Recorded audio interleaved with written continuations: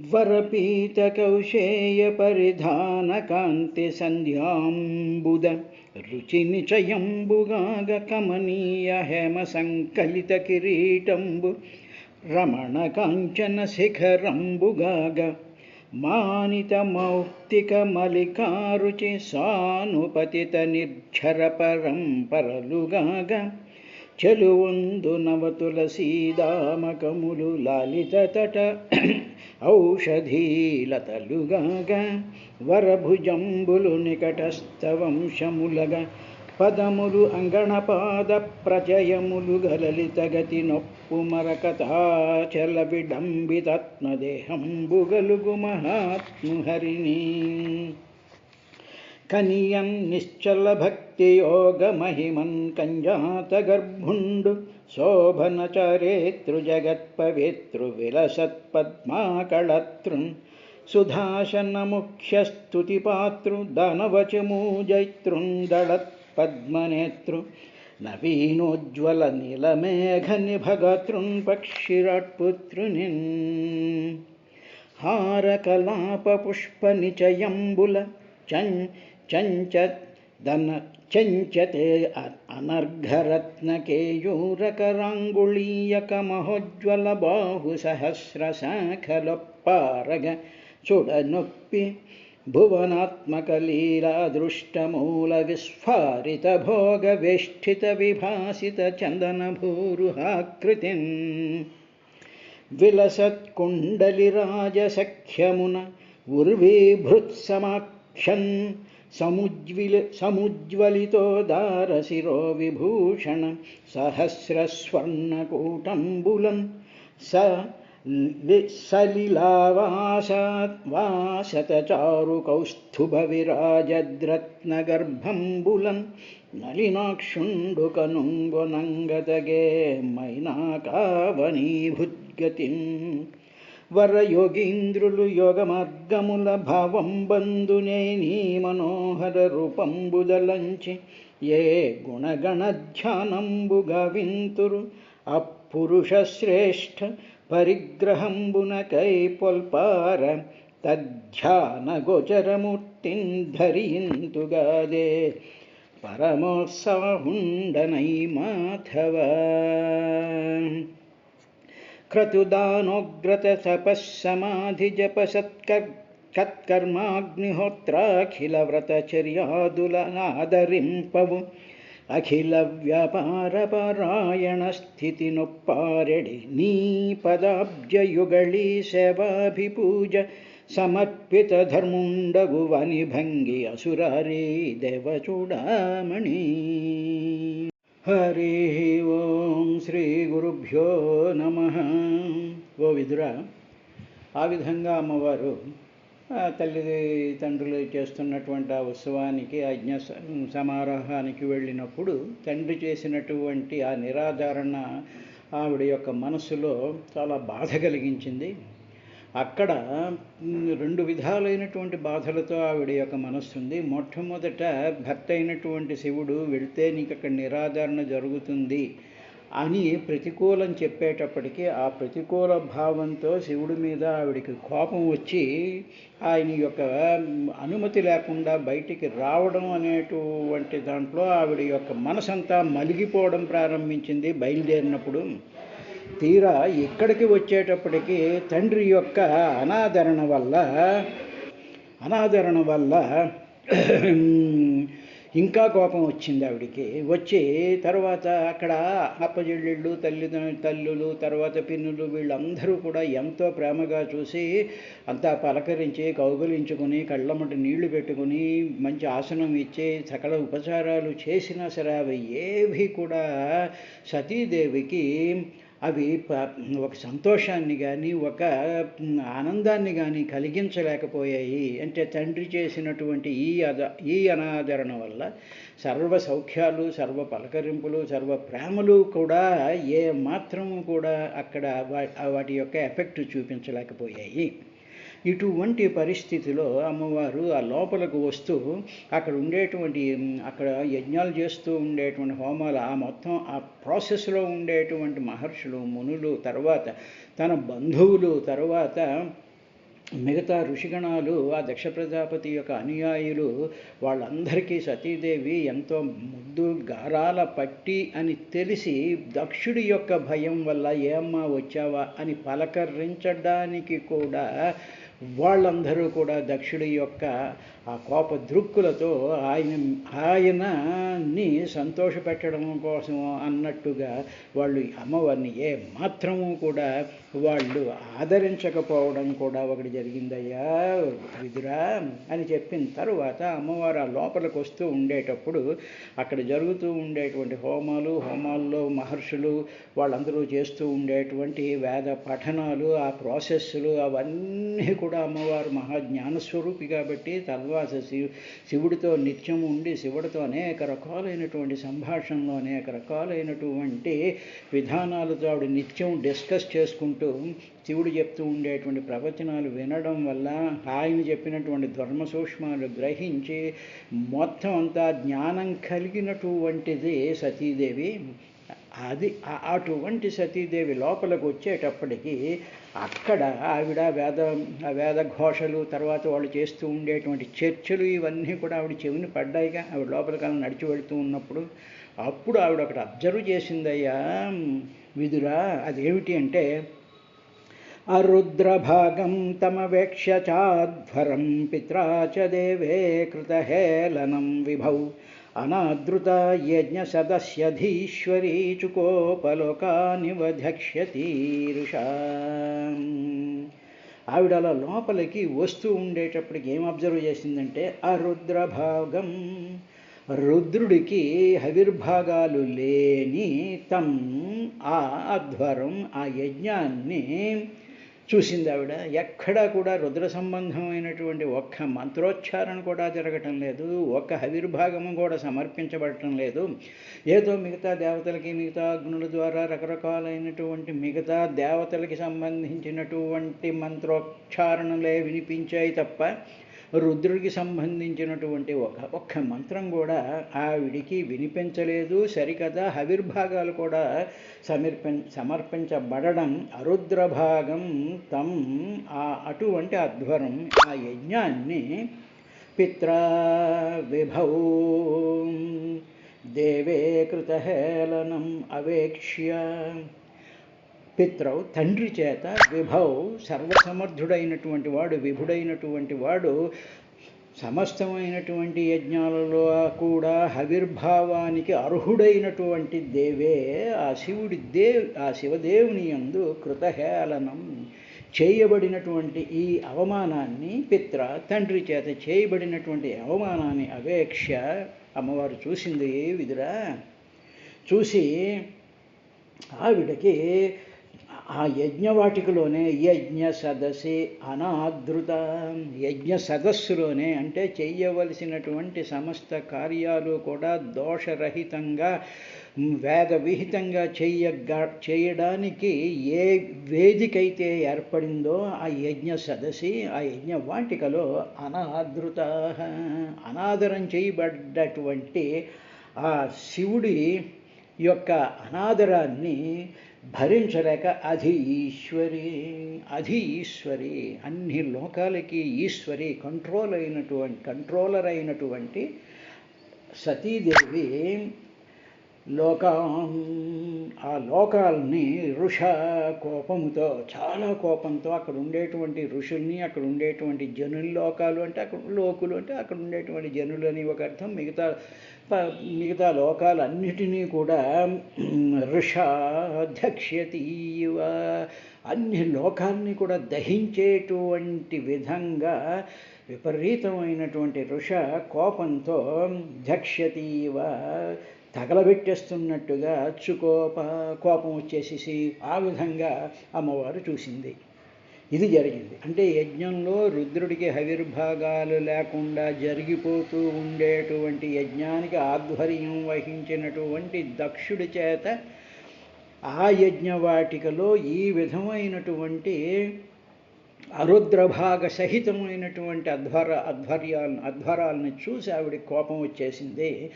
ఇప్పుడు ఆవిడ ఎవరు అంటే అధీశ్వరి అని, ఇప్పుడు సతీదేవిని అధీశ్వరి అని ఒక పదం వాడబడింది. అంటే ఏమిటన్నమాట, ఇప్పుడు వచ్చినటువంటిది కుమార్తె కాదు, వచ్చినటువంటిది ఏమిటంటే యజ్ఞంలో ఉండేటువంటి యజ్ఞేశ్వరుడు ఎవరైతే ఉన్నాడో, పరమాత్మ ఎవరైతే ఉన్నాడో, యజ్ఞస్వరూపుడు ఎవరైతే ఉన్నాడో, ఆ యజ్ఞస్వరూపంలో ఉండేటువంటి ఆ యజ్ఞాలకు అధీశ్వరి, ఆ యజ్ఞాలన్నిటికీ కూడా ఈశ్వరి, కంట్రోల్గా ఉండేటువంటి పరమాత్మ యొక్క శక్తి స్వరూపం అధీశ్వరి అంటే. అది ఆ శక్తికి సరైనటువంటి ప్రొసీజర్స్లో సరైనటువంటి విధానంగా యజ్ఞాలు జరగకపోయేటప్పటికీ ఆ కంట్రోలర్ ఆఫ్ యజ్ఞాస్, ఆ కంట్రోలర్ ఆఫ్ ఆ ప్రొసీజర్స్కి, ఆ కంట్రోలర్కి కోపం వచ్చి సమస్త లోకాలని కూడా దహించేటువంటి విధంగా అమ్మవారు చూచిందయ్యా విదురా అన్నారు. ఎప్పుడైతే అమ్మవారు ఆ విధంగా చూసిందో విదురా ఏం జరిగిందో తెలుసా?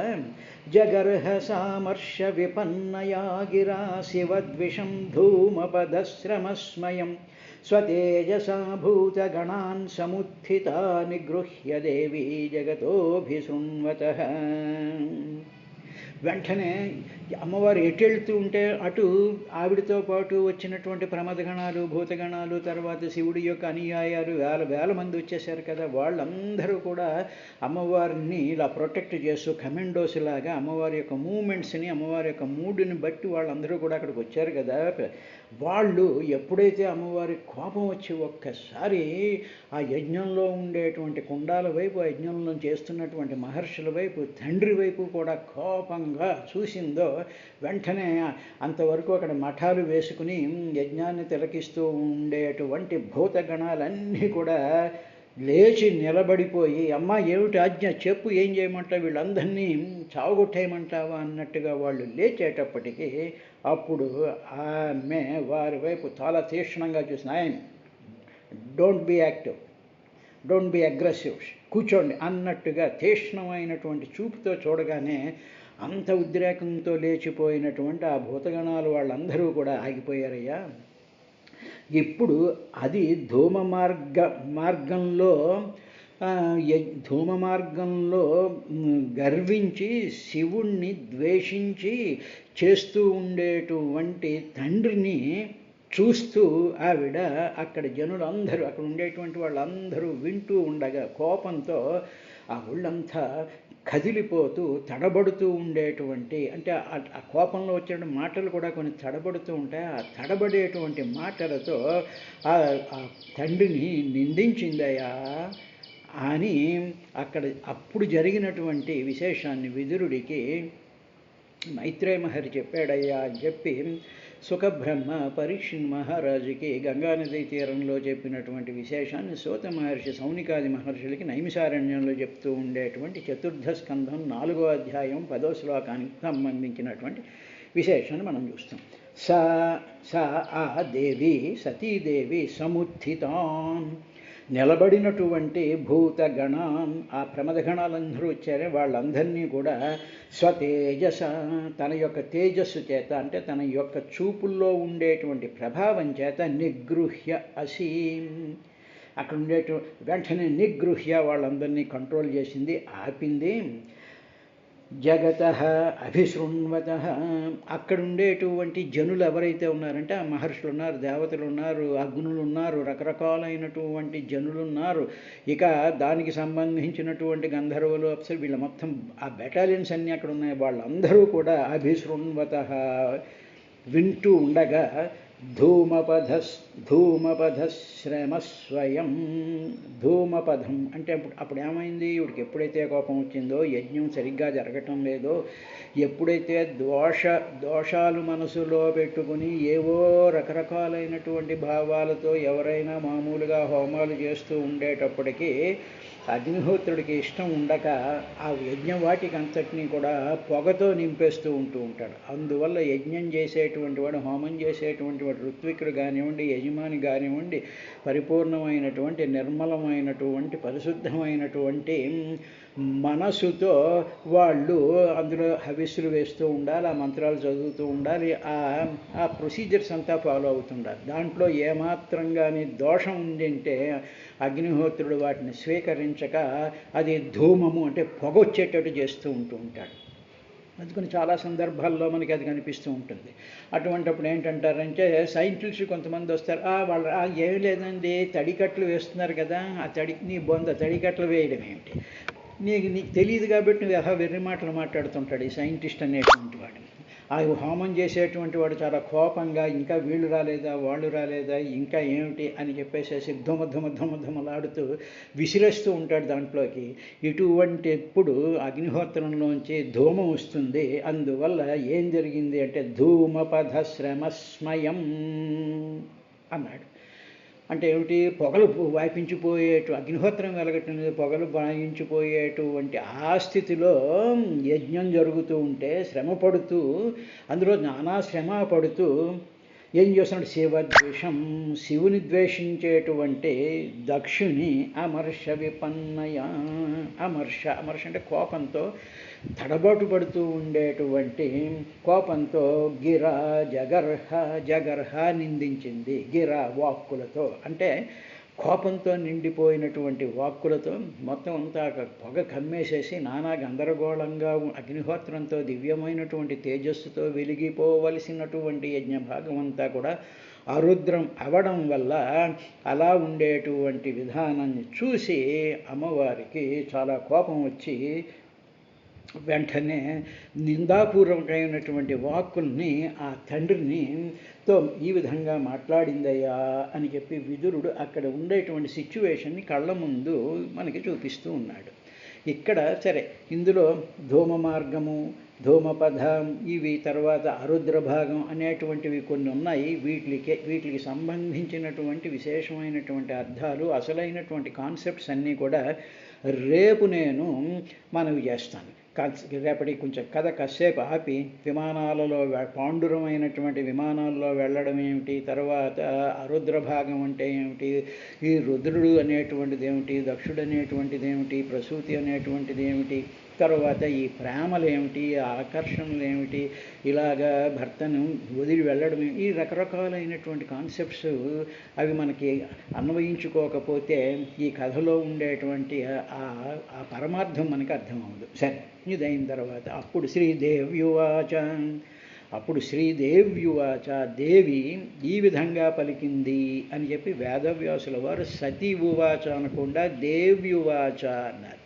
అంటే ఇప్పుడు ఇక్కడికి వచ్చినటువంటిది ఎవరు అంటే సరైనటువంటి వేద విహితం కాకుండా వేదాన్ని అతిక్రమించి చేస్తూ ఉండేటువంటి ఎంత మంచి పనైనా సరే దానిని ఒప్పుకోనటువంటి, దానిని ఆపేటువంటి స్థితి కలిగినటువంటి శక్తి స్వరూపం అమ్మవారు. అక్కడ ఉండేటువంటి సిచ్యువేషన్ని ఈ విధంగా చేసేటువంటి దక్షుణ్ణి, దక్షత కలిగి నాకు దక్షత ఉంది నేను ఈ పనులు చేయగలను అని చెప్పి దోషాలతోనూ చేయకూడనటువంటి పనులతోనూ వీటిలతోనూ కార్యక్రమాలు నిర్వహించేటువంటి వాళ్ళు ఎవరైతే కార్యకర్తలు ఉంటారో వాళ్ళందరికీ కూడా ఒక వార్నింగ్ ఇది అనేటువంటి విషయం స్ఫురించేటటువంటి విధంగా ఆమె ఈ విధంగా అంటారు.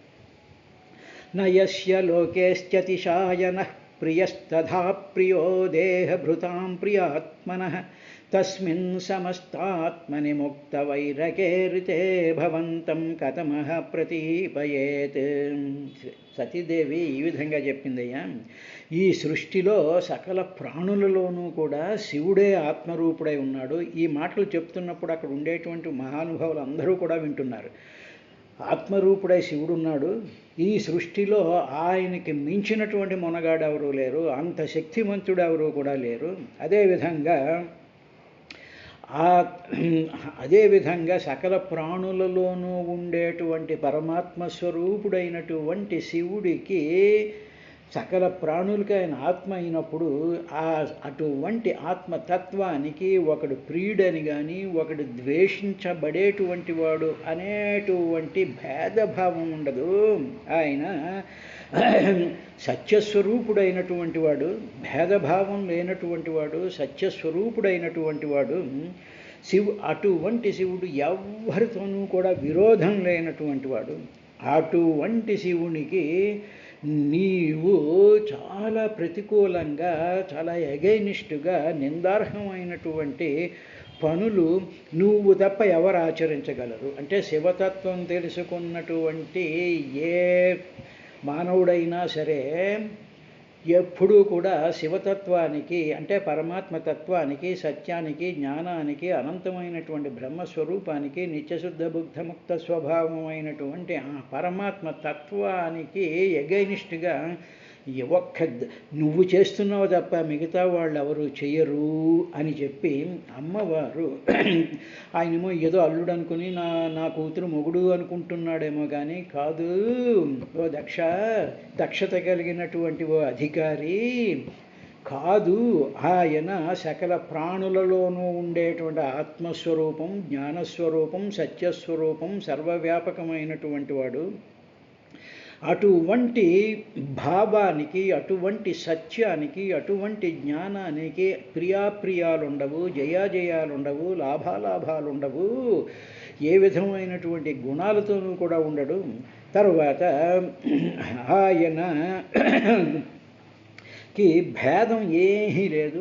అదొకటే కాదు, ఎవరితోనూ కూడా విరోధం పెట్టుకోనటువంటి వాడికి, అటువంటి మంచివాడిని అవమానించడమే కాకుండా నీవు తలపెట్టినటువంటి ఈ మహత్తరమైనటువంటి యజ్ఞంలో అటువంటి తత్వానికి, అటువంటి శివతత్వానికి, అటువంటి ద్వేషరహితమైనటువంటి దానికి, అటువంటి సత్యంతో కూడుకున్నటువంటి విద్వేషరహితుడైనటువంటి వాడిని నువ్వు యజ్ఞంలోకి భాగం ఇవ్వకుండా చేస్తున్నావు అంటే నువ్వు చేసేటువంటి యజ్ఞం ఎంత ధూమ మార్గంలో ఉన్నది అని అమ్మవారికి కోపం వచ్చి ఆ విధంగా మొట్టమొదట అలా అందయ్యావిడ. ఈ లోకంలో దేహభృతాం, దేహధారులకు ప్రియ ఆత్మన, ప్రియమైనటువంటి ఆత్మస్వరూపమైనటువంటి యస్య, ఏ శివుడికి అతిశాయిన, శివుణ్ణి అతిశయించినటువంటి వాడు నా అస్తి లేడో, అంటే సకల భూతాల్లోనూ ఉండేటువంటి వాళ్ళ శరీరాల్లో ఉండేటువంటి ఆత్మస్వరూపుడైనటువంటి వాడిని మించినటువంటి వాడు ఎవరూ లేరో. ప్రియ తథా అప్రియ నా అస్తి లేడో, ఆయనకు ఒకడు ప్రియుడని మరొకడు అప్రియుడు అనేటువంటి భేద దృష్టి లేనటువంటి వాడు. సమస్త ఆత్మని ముక్త వైరకే, మొత్తం ఎవరితోనూ సమస్త ఆత్మని, సర్వమునకు ఆత్మస్వరూపుడైన ఉన్న ముక్త వైరకే, వైరాన్ని ముక్త వదిలేసినటువంటి వాడు, ఎవరి మీద వైరం లేనటువంటి రీతే సత్యస్వరూపుడైనటువంటి వాడు. సత్యం ఋతం అని రెండు పదాలు మనకి ఎప్పుడూ వస్తాం. సత్యం వదిష్యామి, ఋతం వదిష్యామి అంటాం. సత్యం ఋతం, ఋతం అంటాం. ఋతం అంటే సత్యం అనే అర్థం. సత్యమన్నా ఋతమన్నా ఒకటే. కానీ ఋతం అనేటువంటిది ఏమిటంటే సత్యం ఇన్ యాక్షన్, అంటే అబ్సల్యూట్ ట్రూత్ కర్మలోకి, యాక్షన్లోకి దిగితే ఋతం అంటారు. అది అలా ఉంటే సత్యం అంటారు. సరే, దాని గురించి తర్వాత వివరించుకుందాం. ఋతే సత్యస్వరూపుడైనటువంటి వాడు, ఆ సత్యస్వరూపుడైనటువంటి వాడు యాక్షన్లోకి దిగి అందరికీ కూడా శివత్వం కలిగించేటువంటి తస్మిన్, ఆ శివుని యందు భవంతన్ ఋతే కథమః ప్రతీపయేత్, అటువంటి సత్యస్వరూపుడికి ఎగెనిస్ట్గా ఎవడు పని చేయగలడు, నువ్వు పని చేస్తున్నావు అని చెప్పి, నువ్వు చేస్తున్నది సరైనటువంటి పద్ధతి కాదు అని చెప్పి శివుడి యొక్క పరతత్వ స్వరూపాన్ని మొట్టమొదట అజ్ఞానంతో, దేహమే నేను అనుకునేటువంటి అహంకారంతో ఉండి మంచి పనులు చేస్తున్నాము అనుకునేటువంటి వాళ్ళకి అమ్మవారు చెప్పినటువంటి దేవ్యువాచ, ఆ మాట చెప్పిన తర్వాత, ఓ విదురా, దోషాన్ పరేషాన్ హి గుణేష్వసాధవ గృహ్ణంతి కేచిన్న భవాదృశాద్విజ గుణాశ్చ ఫల్గూన్ బహుళీకరిష్ణవో మహత్తమాస్తేష్వ విదద్భవానఘం అంది. ఓయ్, నేను బ్రాహ్మణుని అని చెప్పి నువ్వు బాగా విర్రవీగుతున్నావు అంటే బ్రహ్మతత్వం తెలిసిన వాడిగా అనుకుంటున్నావేమో నువ్వు. నీ వంటి దుష్టులు ఇతరుల గుణముల యందు కూడా దోషాన్ని దర్శిస్తూ ఉంటారు.